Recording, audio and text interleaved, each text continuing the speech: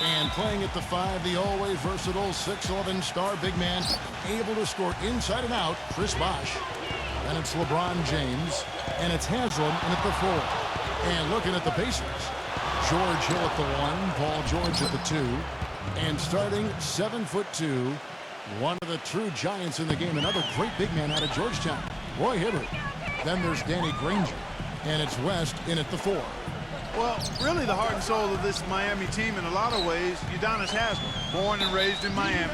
He's played his entire decade-long career with the Heat, and just a tough, hard-working guy and a locker room leader.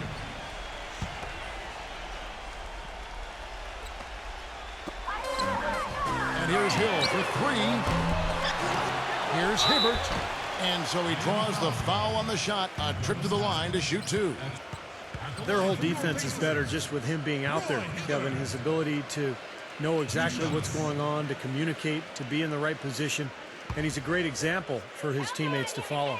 And another thing he's known for all over the league is what an angry shot blocker he is. He does it with an attitude when he knocks it out of the air and sends it behind the shooter.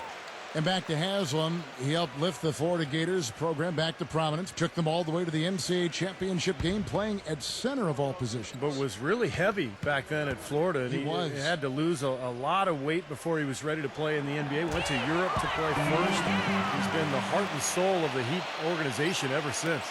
You know, no denying it's been a heck of a run the last few years for the Heat, but you can't help but wonder if the impending 2014 summer of free agency could be the end of it all. The big three came together in a flash of lightning, it seemed, but it could end just as fast if one or all decide to opt out. 6 on the shot clock, and it's Wade penetrating. Soft touch off the glass. That's kind of his strong suit, the ability to find his way through the defense and finish at the rim. Hill with it. And let's get this update now from Doris Burke, who's across the way on the sideline.